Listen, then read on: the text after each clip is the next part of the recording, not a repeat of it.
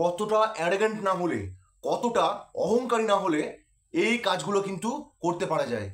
ঠিক যেরকম করেছিল অস্ট্রেলিয়ার মিচেল মার্শ ঠিক আজ থেকে 1 বছর আগে। তার যে অ্যারোগ্যান্টনেস, তার যে অহংকার ভাবমূর্তি, সেই জিনিসটা কিন্তু আমাদের ভারতবর্ষের সঙ্গে সঙ্গে সারা বিশ্ব সেই অহংকারী ভাবমূর্তি কিন্তু দেখেছিল। অস্ট্রেলিয়া ক্রিকেট টিমের যে সেলিব্রেশন, সেই সেলিব্রেশনের মাত্রা কতটা নিম্নরুচির পরিচয় দিয়েছে আমাদের ভারতীয়দের কাছে তথা সারা বিশ্বের কাছে, সেই নিয়ে কিন্তু আজকের ভিডিওটা শেষ পর্যন্ত দেখবেন, স্কিপ না করে। আশা করি আপনাদের ভালো লাগবে। আর ভিডিওটা ভালো লেগে থাকলে আমার ফেসবুক চ্যানেলটি ফলো করে দেবেন এবং ইউটিউব চ্যানেলটি সাবস্ক্রাইব করে দেবেন। জয় হিন্দ। কথায় আছে না, অহংকার হচ্ছে পতনের মূল কারণ, ঠিক সেই জিনিসটাই হচ্ছে আজকের অস্ট্রেলিয়া দলের ক্ষেত্রে। অস্ট্রেলিয়ান প্লেয়াররা ভাবতো যে তারা আনবিটেন। একটা সময় তারা মনে করতো যে তাদেরকে কেউ হারাতে পারবে না, তারা পৃথিবীর মধ্যে সর্বশ্রেষ্ঠ ক্রিকেট দল। কিন্তু আজকের দিনে দাঁড়িয়ে বুক ঠুকে অতি বড় অস্ট্রেলিয়ার সমর্থকও কিন্তু এই জিনিসটা স্বীকার করবে না যে তারা আনবিটেন, তাদেরকে কেউ হারাতে পারবে না। হ্যাঁ, অস্ট্রেলিয়া ভালো দল, অস্ট্রেলিয়ার মধ্যে সেই ক্যাপাসিটি আছে, অস্ট্রেলিয়া ভালো ক্রিকেট খেলে। আজকের দিনে দাঁড়িয়ে তারা কোনোদিনই কিন্তু এই জিনিসটা স্যাঙ্গুইন হয়ে বলতে পারবে না যে তারা আনবিটেন।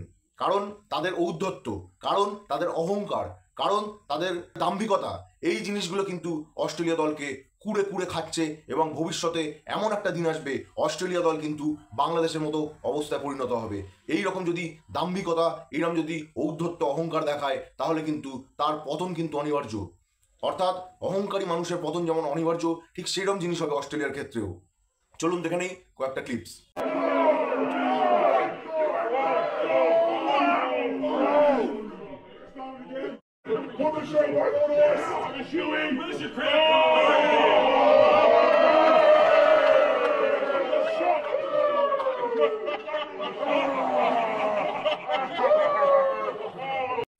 দু 2023 সালের 50 ওভারের বিশ্বকাপের ফাইনাল ম্যাচ জেতার পর অস্ট্রেলিয়ার অধিনায়ক মিচেল মার্শের ছবি এটা।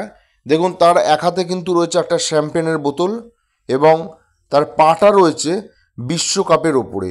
অর্থাৎ যে ট্রফিটার জন্য সারা বিশ্ব তীব্র প্রতিযোগিতা চালায়, সেই ট্রফিটাকেই কিন্তু কীরকম অবলীলায় তার ওপর পায়ের ওপর পা দিয়ে অস্ট্রেলিয়ার অধিনায়ক মিচেল মার্শ বসে আছে। অর্থাৎ এর থেকেই কিন্তু প্রমাণিত হয় যে অস্ট্রেলিয়া দলের অধিনায়কের যদি এরকম মনোভাব হয়, তাদের দলের মেম্বারদের কীরকম মনোভাব হবে। আর ঠিক তার অপর দিকে আমাদের ভারতের সেরা ক্যাপ্টেন রোহিত শর্মার ছবিটা যদি আপনারা একবার দেখেন, তাহলে লক্ষ্য করে দেখবেন যে কতটা আবেগপ্লুত হয়ে, কতটা সম্মানের সঙ্গে বিশ্বকাপের যে ট্রফিটা, সেই ট্রফিটা নিজের বুকের মধ্যে আগলে রেখেছে। সেই ট্রফিটা আগলে রেখেছে 140 কোটি দেশের যে স্বপ্ন, সেই স্বপ্নকে কিভাবে বুকে সে আগলে রেখেছে। এটাকেই বলে ইন্ডিয়ান কালচার, এটাকেই বলে কিন্তু ভারতীয় সংস্কৃতি। যে সংস্কৃতির জন্য আমাদের ইন্ডিয়া সারা বিশ্বে পরিচিত, যে সংস্কৃতির জন্য আমাদের ইন্ডিয়া সারা বিশ্বে কিন্তু বিশ্বের লোক কিন্তু তাকে বন্দনা করে।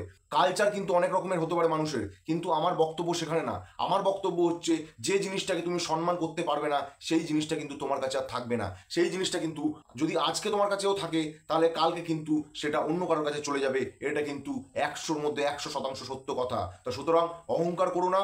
যদি তুমি অহংকারী হও, যদি তোমার মাটিতে পা না পড়ে, যদি তুমি অন্য কাউকে অবহেলা করো, অন্য কাউকে তুচ্ছ মনে করো, তাহলে কিন্তু তোমার পতন একদিন অনিবার্য।